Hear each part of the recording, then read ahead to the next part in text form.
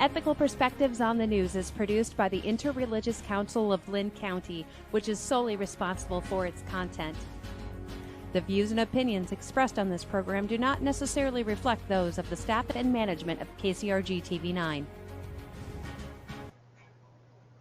A good day and welcome. Thank you for joining us on Ethical Perspectives on the News. My name is Linn Tabak. I will moderate today's discussion. Our topic is meeting students where they are. We have some concern here, I and the several people who are joining us in today's discussion, with college students who struggle to get through, who fall off track, who maybe need some extra help getting there. We're concerned especially by students who might have had some extra frustration during this last year because of the disruptions with the pandemic, learning at home, learning through electronic media, the lack of face-to-face contact, and so on. Our goal here is to help you understand what the local colleges are trying to do for these students. We hope this will be of special interest to parents and maybe even a few students who might see this show. Okay, I have three guests to help us in this discussion, and they come from three colleges in the region. Tom Hicks is at Coe College, and Barb Miller is at Mount Mercy University, and Brooke Paulsen is at Cornell College. And I'll slip in here as well that I'm also at Cornell College, where I teach computer science. So let me ask each of you to say a little bit more about your background and your responsibilities.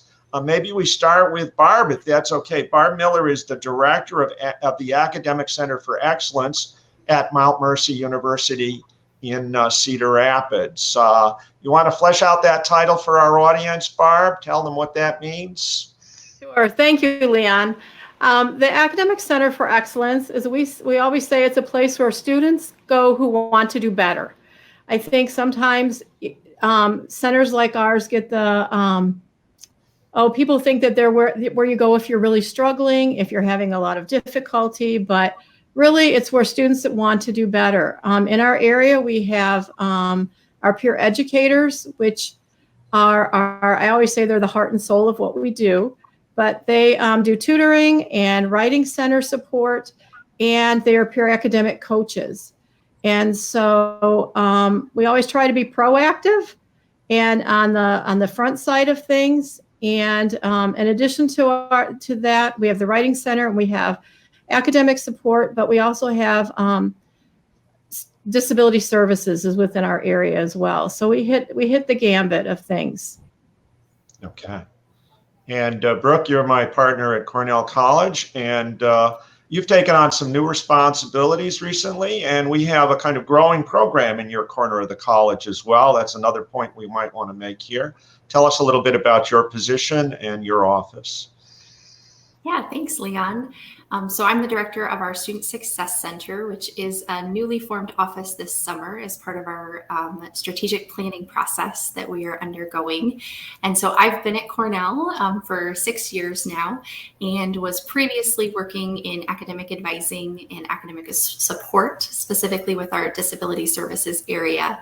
And so those areas are within our center. We currently have 6 professional staff that can serve as success coaches for students. So students can come in and meet with us to talk about any sort of struggle or question that they're having along the way. So we can partner with our friends over in the library to connect them in the writing studio or the quantitative reasoning studio if there are those academic challenges, or other colleagues across campus with that focus on building relationships with students so that they know who to contact, who can help them navigate some of those bumps in the road that they might face along the way. Right. And Tom, at Coe College, tell us about your office and your responsibilities at Coe College. Thanks, Linn. I work with our Academic Achievement Program, which is a TRIO grant-funded program from the federal government that provides direct support for students who qualify based on income, who are first in their family to go to college, or have a disability. And we are under the larger umbrella of the Learning Commons, which is our academic support hub on campus. So like Brooke and Barb talked about, we have a writing center, we have academic coaches, accessibility, tutoring, supplemental instruction, and a variety of other academic supports for students underneath that larger umbrella. And we really value providing one-on-one support for students in a proactive way as much as possible. We also work with students who are on academic probation or need to help get some grades up, but we are all centered in the library here and can provide that direct support on a weekly or bi-weekly basis for students. And we integrate well with our student success and persistence and student life offices and help students get connected to any resources on campus they may need, even if it's not academic. Okay, I think a part of American folklore, see if this is familiar to you, I think a part of American folklore goes like this. Freshmen arrive on campus at the start of the fall. The dean calls them into a big auditorium. The dean says, look to your left, look to your right. In May, only one of you will be gone. Only two of you are going to make it till May. And I don't think that is the message we're sending our students. Anybody want to back me up on that? Is that part of the past? One of you will be gone in May? What do you think? I certainly hope. So. Yeah, go ahead, Barb. I would say I certainly hope it's part of the past because I think for all of our institutions, the persistence and retention of our students is critical to our success as institutions. And that's what a lot of what I do and I've been doing for the last many, many years is working to provide opportunities and initiatives so that students will continue and will walk across that stage. In fact, I was telling a student the other day, I said, he wrote me, he says, thanks for having my back for the millionth time. And I said, well, I think when you walk across that stage, we're going to go arm in arm. Or at least I need a copy of that diploma to put on my wall as well. Right. But I think it's that we are all working, and not just those of us in our offices, but across campus to provide opportunities and initiatives and resources such that students can be successful.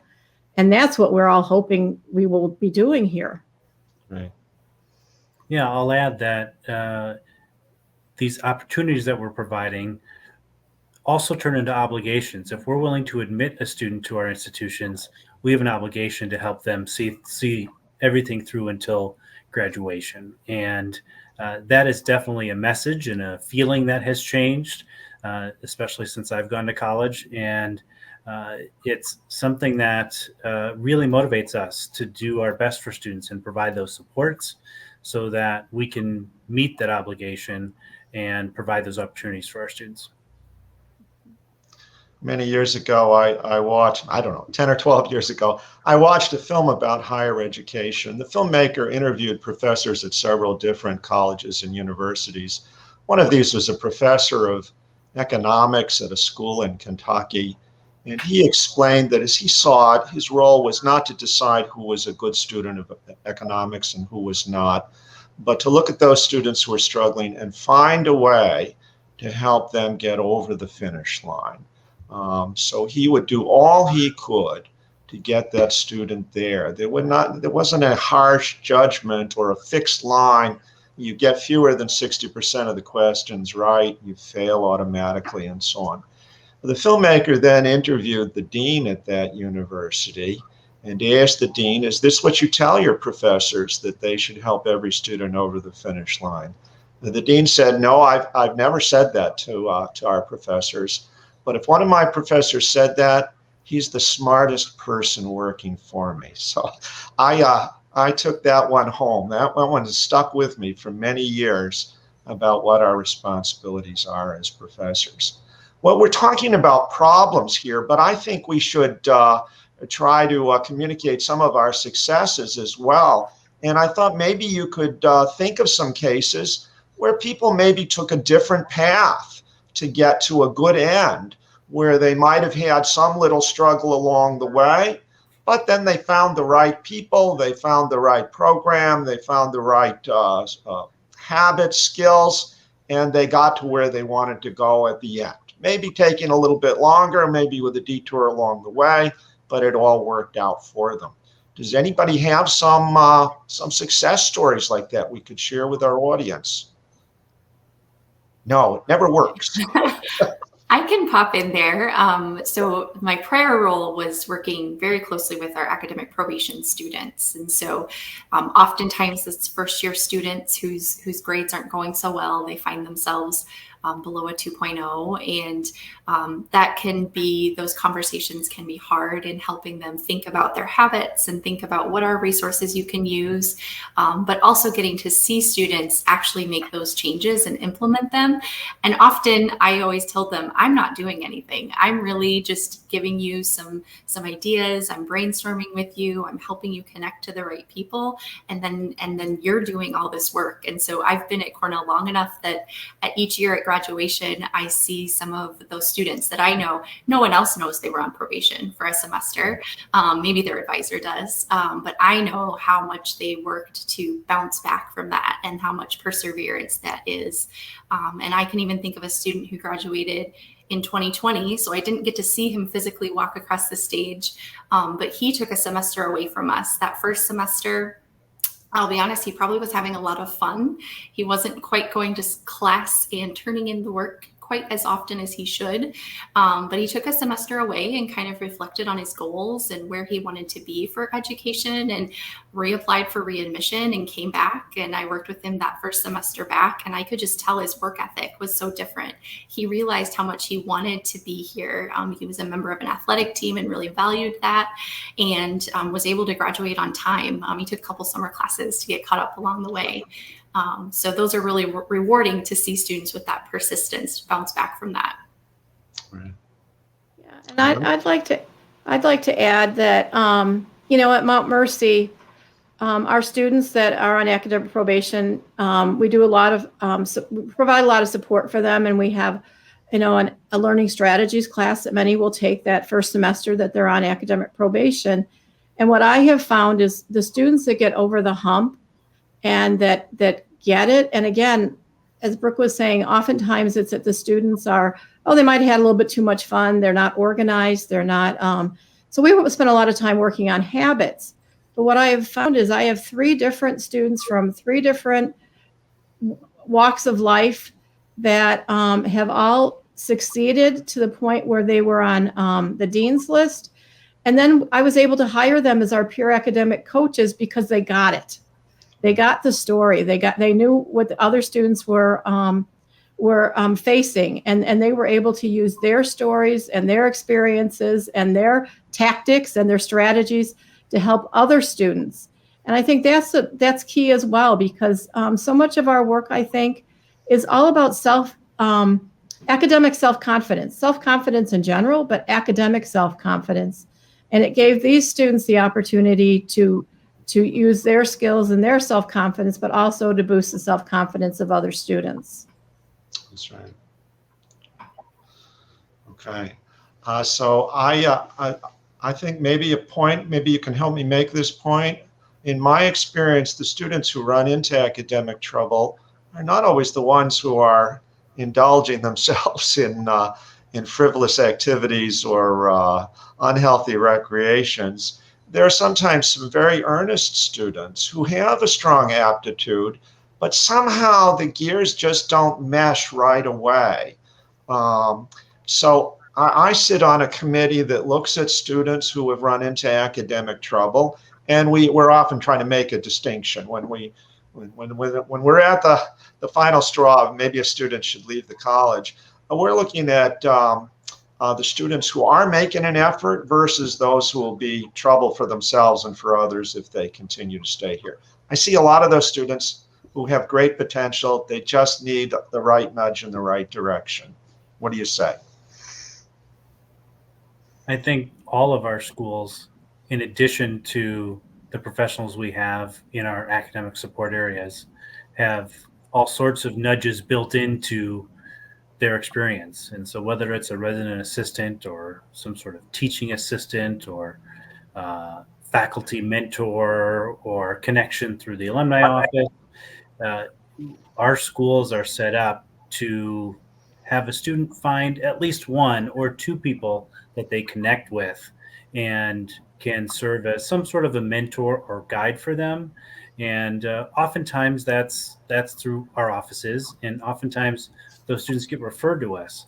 One way that we find that at CO is we have an early alert system on campus that allows anybody, faculty and staff, but it's mostly faculty who submit these notices on students or notes on students to give us a heads up that they performed more poorly on an exam than expected, or have missed a week of class, or had a death in the family, or shared something really personal with them. And so that allows us to be proactive and maybe preempt some of these issues and get a greater picture of what's going on behind the scenes for some of these students. And so, in order to prevent getting to that point, schools are starting to add more proactive and even predictive ways to figure out who may be affected as they go through, especially their first year, but even through their second and third years.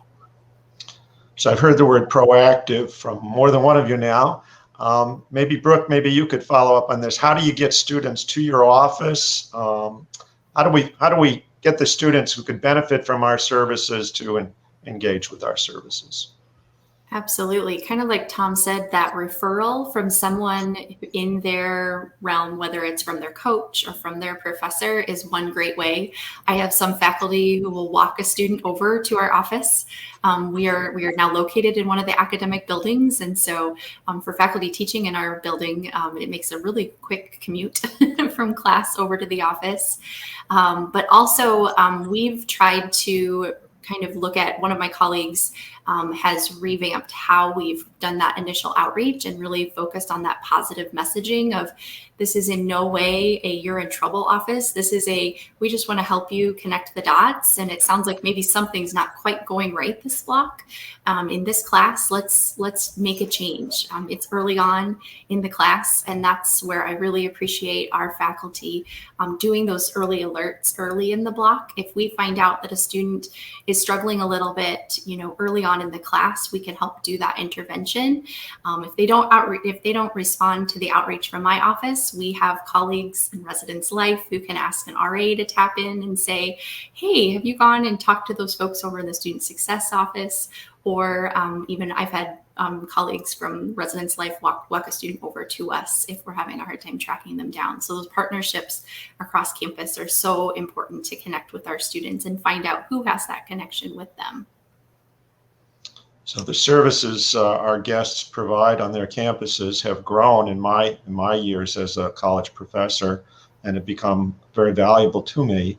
At the same time, I want to confess, in the early days of my career, every student had a telephone number in the residence hall, and when somebody was absent, I knew how to track them down myself. Now I need help from somebody to find a student who has been absent for several days. That's where I rely on Brooke and her counterparts at the other colleges. Any perspective on what's happened during this pandemic? How has your work changed? How have the challenges your students face changed? Any perspective there?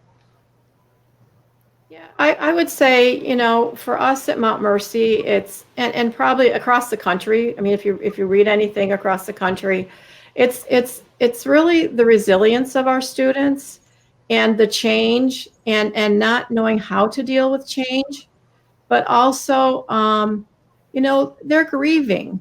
They're grieving the loss of so much, whether they were a senior in high school and missed out on prom and graduation, whether a transfer student that missed out on their graduation from their community college or where they transferred from.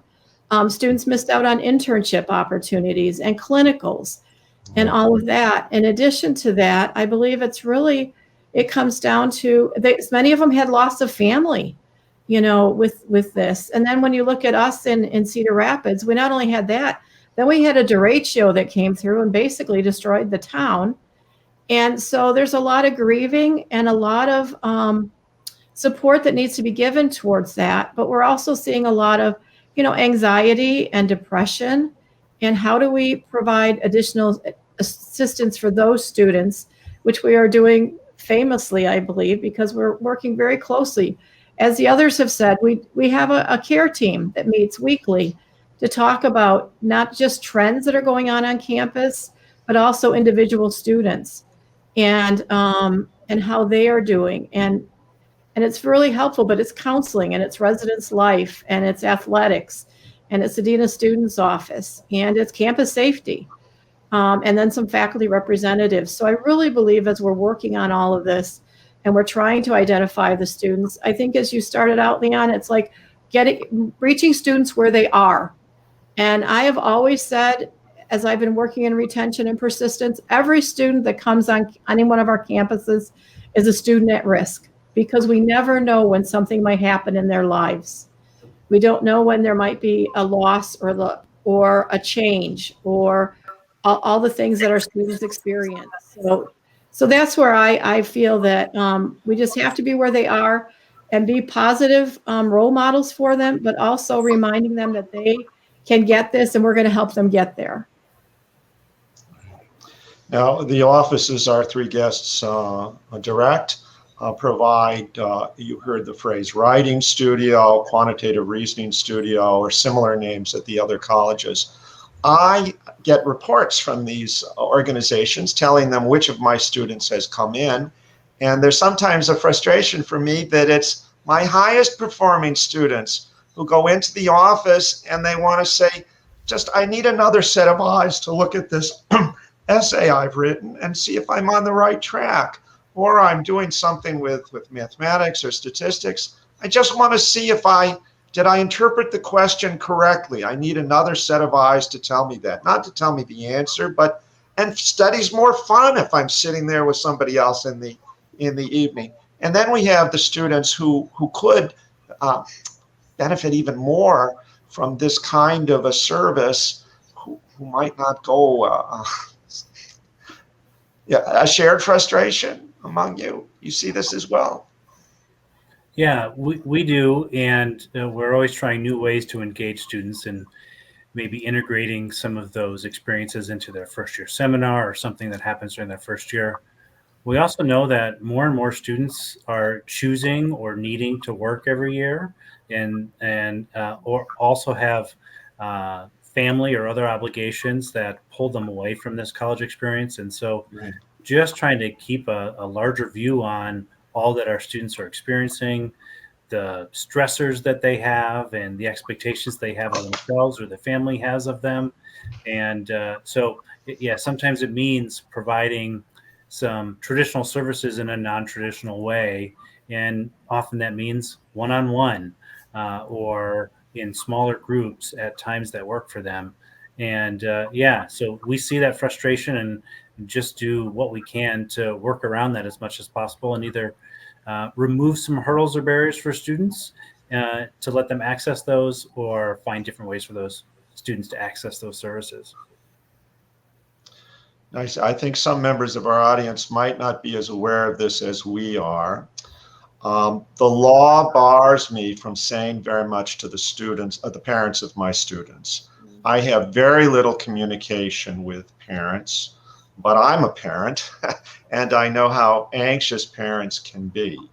So is there any message you want to share with the parents who are worried about their young people at college and may not fully understand some of the constraints with which we work, and they might not fully understand the variety of supports available to their son or daughter? What message would you like to communicate to parents and students?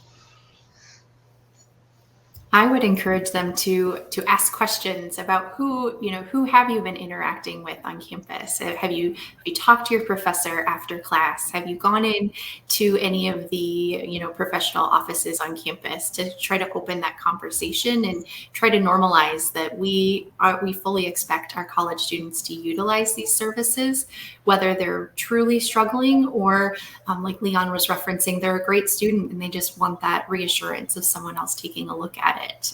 So starting that conversation about it's great to use those services, and I really hope you connect with someone there. And I would just like to add that I have shared with parents over the years is think about the scales of justice. And some parents, they want of course they want their children to be successful and do the best that they can. But if you think about the scales of justice, You need to have an even balance of the challenge and the support. And as a parent, challenge, but also provide the support without enabling, and yet be empathetic at times. Okay. We're down to our last few minutes, so I'm going to ask you to say some final words here. My final word to all my students out there: something is better than nothing. Put your name at the top of a piece of paper, write something on the piece of paper, and bring it to class. You'll get some points from me. Something is better than nothing. Some closing words from you. Tom, you want to say the last word here? Sure. I got this message when I went to college years ago at a small school like all three of ours. And it was from some dean. I don't remember who it is, but I remember it clearly. And they said, you will graduate if you do these three things. 1, go to class. 2, sit up front. And 3, get to know your professors. Especially at small schools like ours, if you do the first one, and get to class, we make it really easy to sit up front because our classes are so small, right, and to get to know your professors really well. And so I reiterate that with students all the time. And if they do that, that allows us to help them even better too. Yeah. Brooke? Or Barb? Yeah, go ahead. Yeah, I was just going to say, I would add, set goals, set goals and make connections. Get to know those people around you. Learning is interdependent, but also advocate for yourself and utilize the resources. That's why we're all here. Okay, very good. We're down to the last minute. Brooke, you're gonna have the final word. Sure. They shared really great pieces of advice. I always encourage students just to stay in communication with staff on campus. If there's something going on, let us know about it so we can help you work through it with your professor, and of course with your family supports back home, because they want to support you as well. Okay. And my message to parents and students: put yourself in my shoes as a professor. I don't get anywhere if I'm complaining about students who aren't doing well. I do great when my students do great. I'm on your side. When you succeed, my career, my life, everything's better. We're trying to help you get there. Okay. Thanks much for joining us today on Ethical Perspectives on the News. Thank you and our audience for joining us. And we've got people. We didn't hear all about the other people that work in these offices, but there are many people on college doing related work in a registrar's office, in a counseling office, a medical office, and many professors who understand that their role goes far beyond the subject they teach. They're genuinely interested in helping these students reach the finish line, and sometimes do some extraordinary work in outside of class hours to help that happen. All righty, very good. Hope to see you all next time on Ethical Perspectives on the News, and I hope that some of these excellent guests will join us for another discussion sometime too. Thank you, and goodbye from Ethical Perspectives on the News.